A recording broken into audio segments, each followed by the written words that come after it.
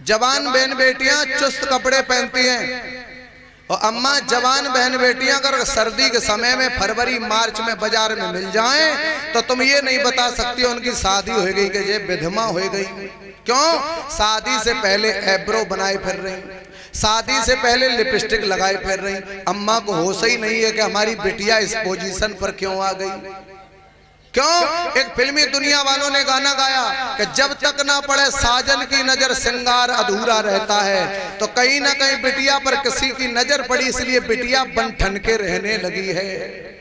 बाप शाम तक 300 कमा रहे हैं पर बेटियां शाम तक 3-3 ड्रेसें बदल रही हैं। कभी बाल इधर हैं तो कभी बाल इधर हैं, कभी पप बना तो कभी ढप बना, पूरे दिन यही हालात होते रहते हैं।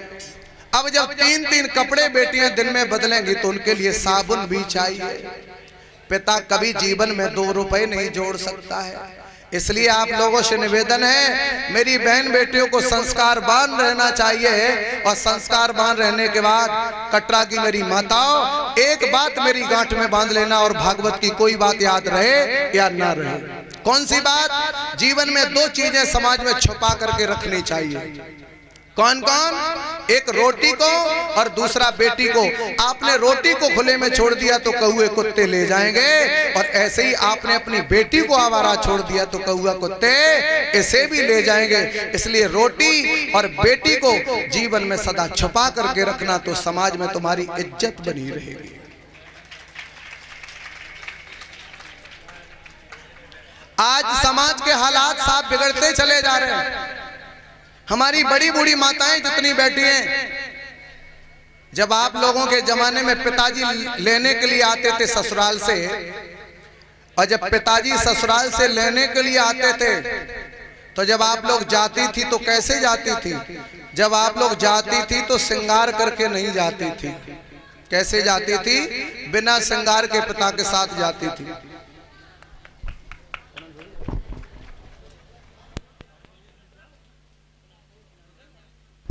बोलिए गोविंद भगवान की।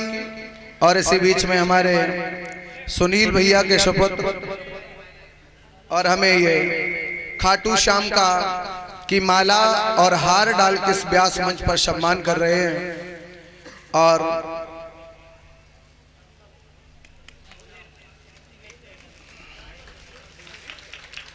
और मेरा पूरा स्टाफ भी इनके घर में रुका है। और जिस दिन से ये लोग रुके हैं उस दिन से हमारे सुनील भैया के घर वाले खान पान से लेके जो भी व्यवस्था है बेचारे समय समय पर करते हैं। मैं भगवान से कामना करता हूँ बिहारी जी की सदा कृपा बनी रहे, यही गोविंद भगवान से प्रार्थना। और हमें एक पगड़ी से इस व्यास मंच पर सम्मान कर रहे हैं। मैं गोविंद जी से कामना करता हूँ बिहारी जी सदा असीम कृपा बनी रहे। बोलिए वृंदावन बिहारी लाल की। बोलिए गोविंद भगवान की।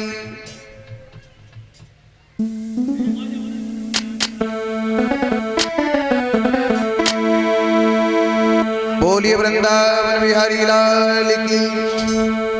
सभी लोग एक भगवान का 2 लाइनों का कीर्तन, उसके बाद आगे कथा।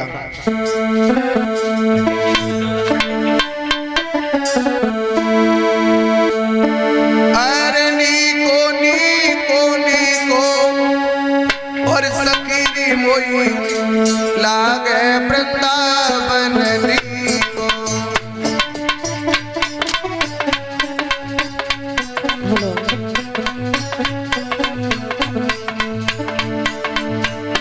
अरे नीको नीको नीको सखी मोई लागे वृंदावन नीको। नीको नीको नीको सखीरी मोए लागे वृंदावन नीको। नीको नीको नीको सखीरी मोए लागे वृंदावन नीको। कर तुलसी ठाकुर पूजा,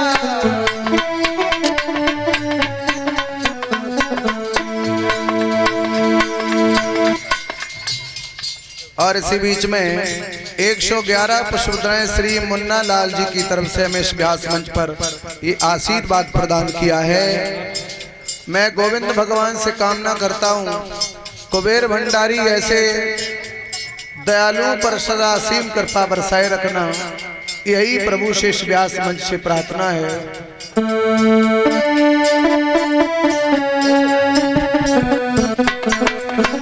ताली बजा करके बोलो सभी लोग।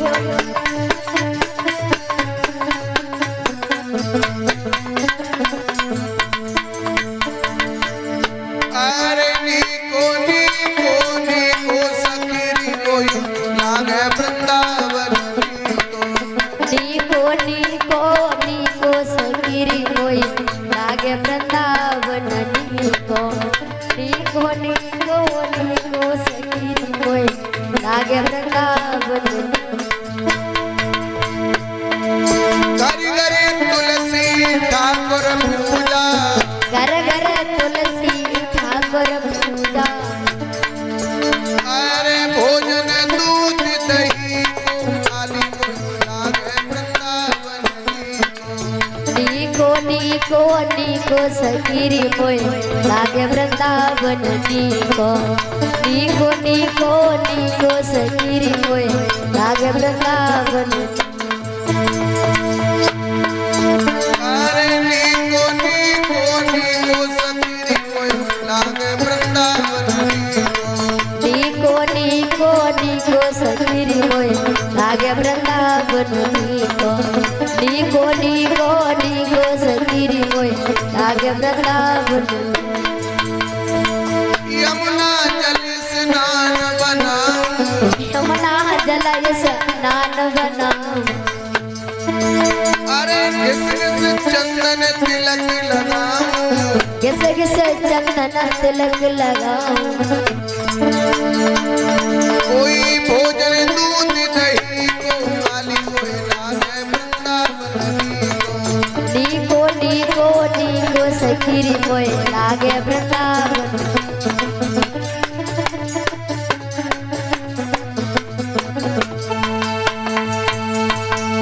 और इसी बीच में श्री बहुत बहुत सम्मान्य विनय साख प्रधान जी जो रघुनाथपुर से यहाँ पे पधारे हैं, ये हमें भगवान का और तस्वीर देकर हमें इस व्यास मंच पर सम्मान कर रहे हैं। मैं गोविंद जी से कामना करता हूँ कन्हैया जी की सदा कृपा बनी रहे, समाज की सदा सदा असीम कृपा इनके ऊपर बनी रहे, यही प्रभु शेष व्यास मंच से प्रार्थना है। बोल गोविंद भगवान की, बोले वृंदावन बिहारी लाल की।